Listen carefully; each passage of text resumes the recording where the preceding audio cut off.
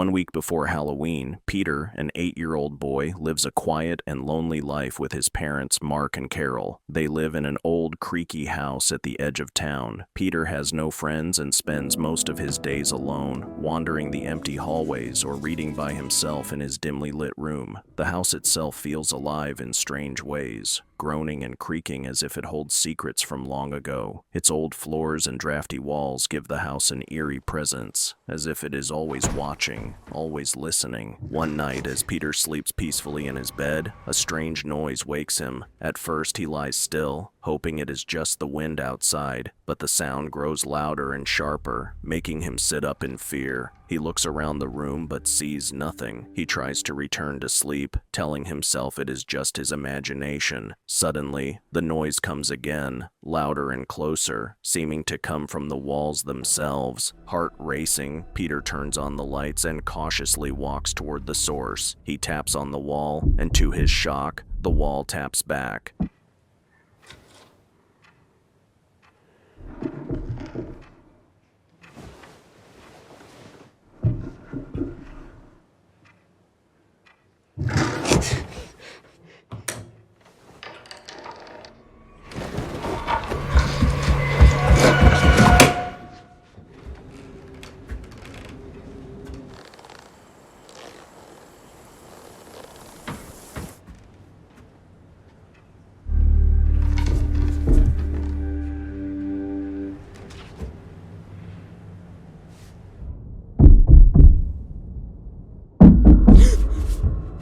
Terrified, he runs to his mother's room for help. Carol checks the room but hears nothing unusual. She tells Peter that old houses make strange noises and reminds him that his imagination can sometimes make ordinary sounds seem frightening.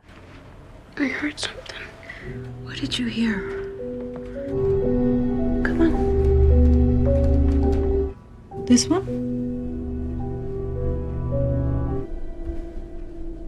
I don't hear anything. There's bound to be bumps in the night. Come to bed. You have a great, big, beautiful imagination. The next day, Peter goes to school. His quiet nature and shyness make him an easy target for bullies. He avoids large groups, keeps to himself, and often spends recess alone.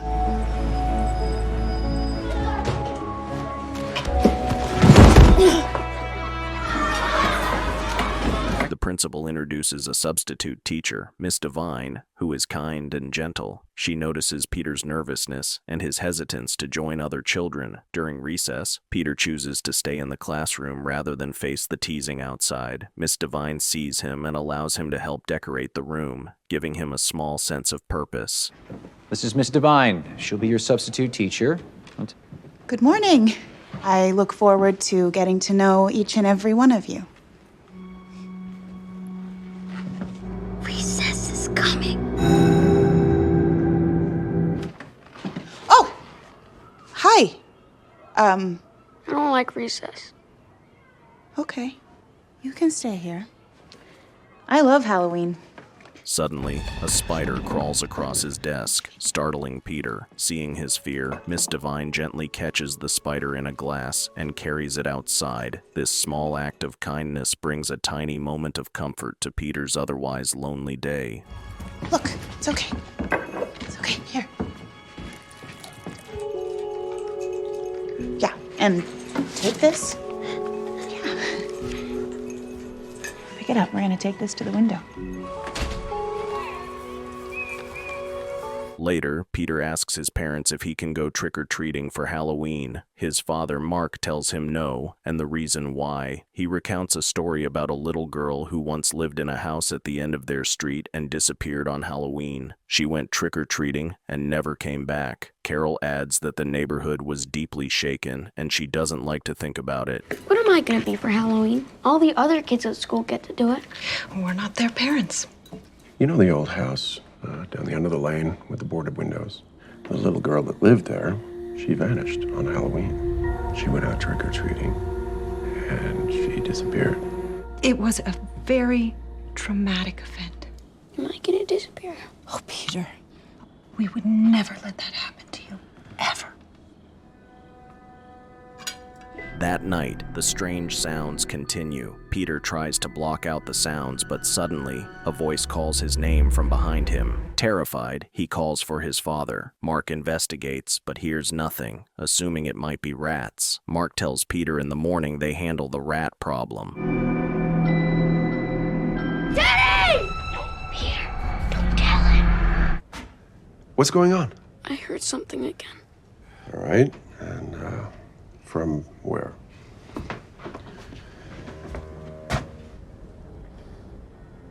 You know what? I bet it's rats. The next day, Mark and Peter go to the shed to get rat poison. Peter notices that the poison has a faint smell of cinnamon. Mark tells Peter that not everything that looks and smells good is good. It smells like cinnamon. Well, be careful.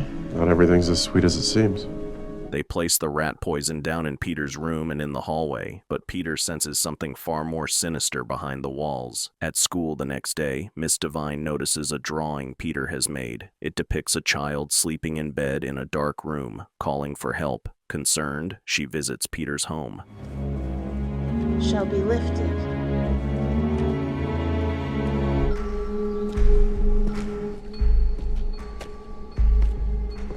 May I help you? Are you Peter's mom? Showing up like this, uninvited. I'm Peter's teacher. Of course, he did mention that he had a substitute. Is he all right? Peter? Yes. What's this? Peter painted this? Carol dismisses her worries, claiming Peter has an overactive imagination. I see. Peter has an overactive imagination. I do appreciate your concern, though. Peter tells his mother the drawing is just a product of his mind, even though the voice behind the wall had guided him to draw it. What is this? A drawing. Drawing of what? This is your room, Peter. Why are you asking for help? I'm not. She is. What was that? It's just a scary drawing, Mom. It's going to get you into trouble one day. That night, Peter is awakened by another knock on the wall. The voice speaks again, offering friendship. Peter, desperate for connection, asks it to stay. Peter, don't be scared. I'm imagining you. You're not real. But it seems to me like you could use a friend. Wait, don't go. Are you sure? Yes. The following day, Peter carves a jack-o'-lantern and names it Hector. Miss Devine praises his work, saying it is her favorite, but Brian, a jealous classmate, watches Peter with envy. During recess, Brian shoves Peter to the ground and crushes the pumpkin. Peter, this is great. This one's my favorite.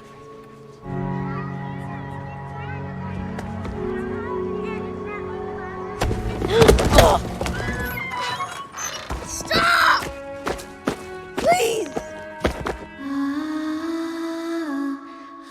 That night, Peter cries, and the voice asks him why. Peter explains the bullying. The voice encourages him to defend himself. Why are you crying? He shoves me down every day. I bet you're strong enough to stand up for yourself. The next day, Brian pretends to apologize, but the voice urges Peter to make him afraid. Following the whisper's suggestion, Peter pushes Brian down a flight of stairs. Brian's leg is badly broken, and Peter is horrified by what he has done. He now faces expulsion.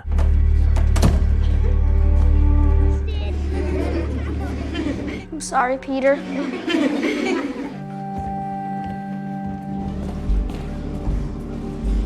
You have to push back. Peter, why are you? At home, Mark demands an explanation. Peter admits he did not mean to hurt Brian. Carol mentions Peter's drawing, asking why he would depict a child calling out for help. I didn't mean for him to fall down the stairs. I don't understand where this kind of behavior comes from. Peter drew a picture. What kind of picture, Carol? A child asking for help. Stop. What I tell you about just a... Stop. Peter! I really hurt her! No, you did not! Peter says it is because he heard the girl behind the wall. In frustration, Mark grounds Peter by sending him to the dark basement. Carol moves the refrigerator that is blocking the basement door, unlocks it, and takes Peter down there to sit on the cold basement floor. Carol says this is for his own good. You're grounded. Go to your room. No! Carol, he's grounded! I said, stand up. We're doing this because we love you. Because we love you. Alone, Peter tries to reach the presence behind the wall, but it is silent. While exploring the basement, he discovers a small pit covered by a grate, and inside lies a peculiar doll. The doll seems old, dusty, and oddly lifelike. Peter feels a chill run through him, realizing the house holds deeper secrets. Please talk to me.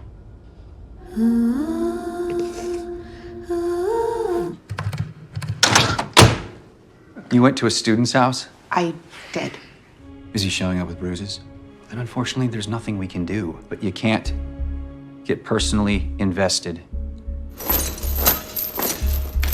His mother, there's something off about her.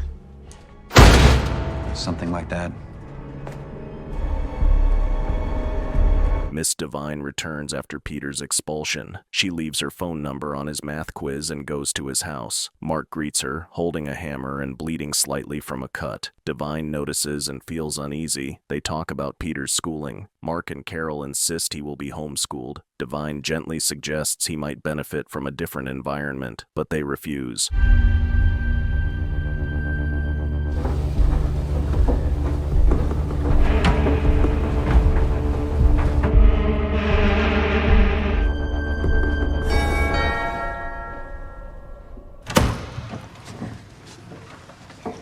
I have Peter's last math quiz. Thank you for coming back. Peter's former teacher. That's wonderful. We can hang it on the fridge. Come in. We just made coffee.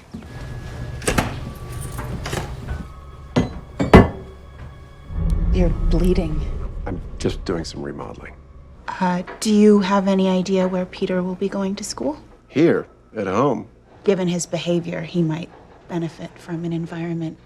No, we're not going to give our son away. Where is he? In his room. I would just like to say goodbye. What is your interest in our son? It's very strange to me that you continue to show up at our house.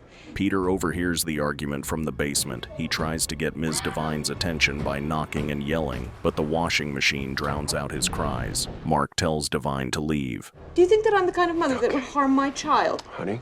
You don't know anything about... Hey. No! What mother gives up on her child? No. Hey. Miracle and I would never give up. Never. Peter's a miracle. I'm sorry. This was a mistake.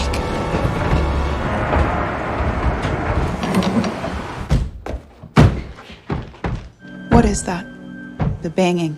The washing machine. That evening, Carol allows Peter out of the basement. She bathes him and encourages reflection. Mark tells him to stop telling stories. His parents announce that he will not return to school.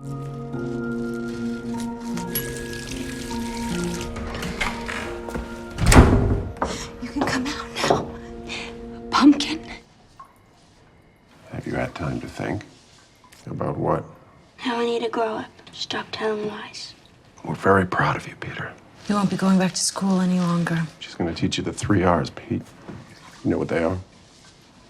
You're a good boy, Peter. Love you too. Later, Peter talks to the voice in the wall, explaining being locked in the basement. The voice warns him to be cautious of his parents. Peter asks to see her, but she declines, saying she has been trapped too long. Good night, Peter. See you in the morning, son.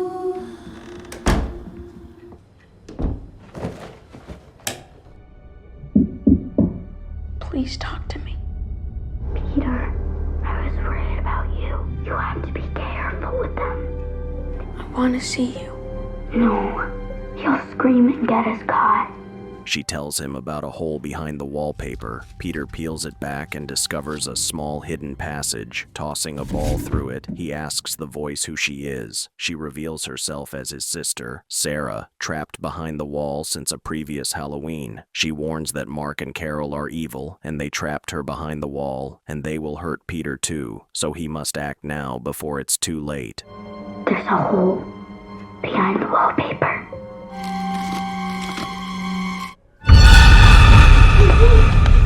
Who are you? I'm your sister. Big enough to help me escape. Mom and Dad, they're evil, Peter. Your time is coming. That night, Peter hears knocking on his door, but no one is there. The lights go out, and he sees his parents in demonic forms. Hello? Mom? Peter. Look what you've done to your mother, Peter. The next morning, Carol comforts him, saying it was a bad dream, but Sarah convinces Peter that his parents intend to kill her and trap him in the wall. She urges him to check the garden, hinting that his parents killed the girl that went missing that ill-fated Halloween night they told Peter about. Mom and Dad, they hate me, Peter. They'll kill me. They wouldn't kill anybody. You need to see what's buried in the garden. The next day, Peter digs and uncovers a human skull. Carol spies on him, but Peter quickly buries the skull and pretends to pick a pumpkin.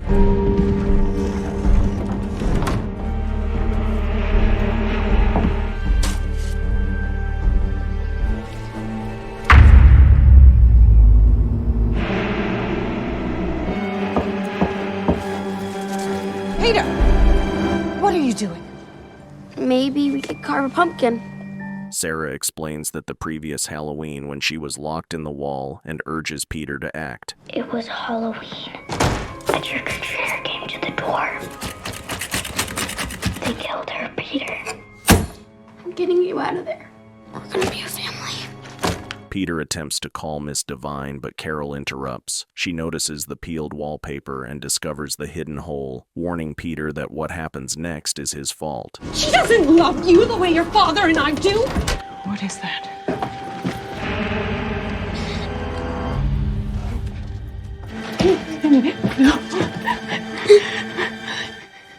What did she tell you? Whatever happens next, it'll be your fault.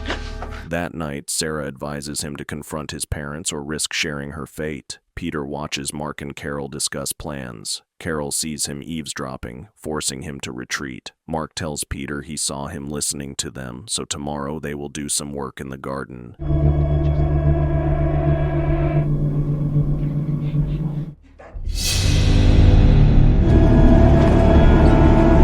I know you're awake, son. You'll help me out in the garden. In the garden, Peter notices black rot spreading through the plants. Mark says they plan to gather and bury all the pumpkins to save the next crop. We're gonna hope that the next crop is better. Better luck next time. So I want you to pick up that shovel. Brian, the bully, and his cousins arrive at Peter's house seeking revenge. During dinner, trick-or-treaters ring the bell, but Carol sends them away. He asks Carol if she did something different with the soup tonight. She says no, but that it has a faint smell of cinnamon. Peter freezes as realization dawns. He glances at the shed door, which is swinging open, and notices that Peter has not touched his soup at all. Mark demands that Peter tell him what he's done. Peter yells that they hurt his sister, Sarah, revealing that he put rat poison in their soup. Did you do something different with the soup tonight? No. It just tastes a little different. It smells like... Smell it. It smells like cinnamon.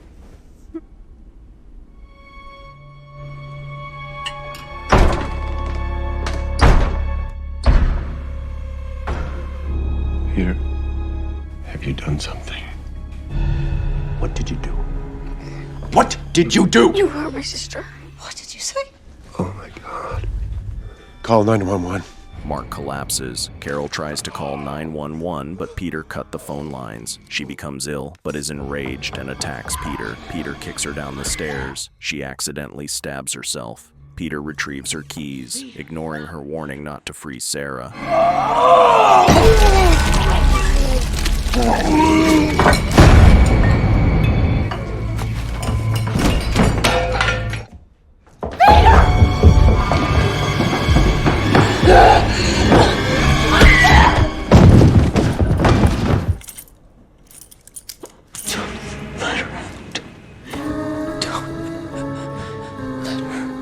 Following Sarah's instructions, Peter moves the clock, concealing a hatch. The clock topples, revealing the hidden door.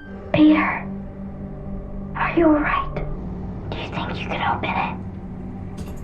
Peter unlocks the door and waits to see Sarah emerge. But the evil laugh that emanates scares Peter off, and he runs and hides. Sarah emerges but is no longer fully human. She questions Peter about witnessing his parents' deaths. The doorbell rings, and Brian and his cousins enter. 4 intruders invade the house. Peter hides under his bed. Good boy, Peter. Watching him die. Let's get this done. We know you're in here! As they demolish the house, calling for Peter to come out, Sarah starts to pick them off one by one. One cousin is pulled under the piano, blood splattering everywhere. Brian faces her directly and is killed.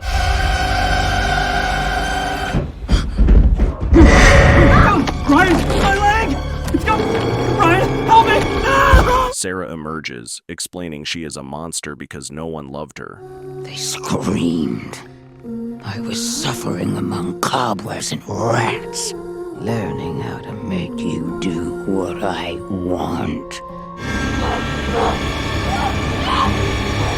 You'll be safe in here. Miss Devine arrives. Seeing the open door and hearing cries, she calls for Peter. Sarah, hearing Ms. Devine, puts Peter in her cell behind the wall and locks the door. She then goes to find and kill Miss Devine. Ms. Devine encounters shadows and bodies, and Sarah scratches her.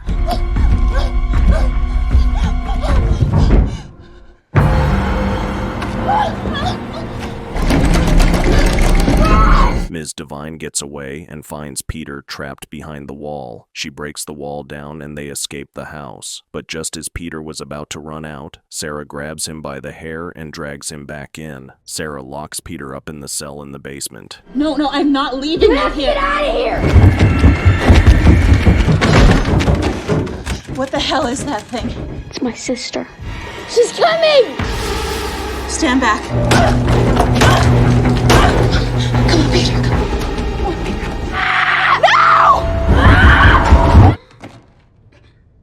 Sarah explains to Peter that their parents, disgusted by her appearance, never loved her, and from birth locked her away. First in a cage, then the basement, and finally behind the walls. She grew up watching and listening to Peter being loved and doted on. She grew to hate him. Just then, Ms. Devine appears in the basement, returning for Peter. Sarah attacks her, but her long hair remains in the cell with Peter. Peter uses this to his advantage. Gripping tightly onto her long, tangled hair with a desperate heave, he pulls himself up, his muscles straining and his breath coming in ragged gasps, forcing Sarah to bend backward at an awkward angle. At that moment, Ms. Devine lunges towards Sarah, her hands clenching a heavy, jagged rod. The impact throws Sarah backward with a violent force, and she crashes into the cold stone floor of the cell, the air knocked from her lungs. She tried to climb out, but Peter slams the cell door shut and locks it. Peter locks the lid. Sarah pleads, saying her voice and presence will haunt him forever, and that they will be together always.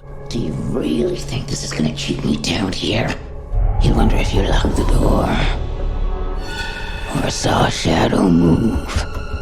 You'll think of me. Peter survives, but the horrors of the house continue. Sarah remains trapped behind the walls, her voice echoing as a constant reminder of danger and trauma. Peter has grown from a lonely, timid boy into someone who has faced cruelty, fear, and moral challenges. He has confronted both human and supernatural threats, navigating darkness, secrets, and evil. The house, with its hidden passages and sinister occupant, ensures Peter's life will never be the same. Did this story spook you out? Let us know in the comments below. For more horror movie recaps, subscribe to our channel and we will see you in the next one. Fear awaits you.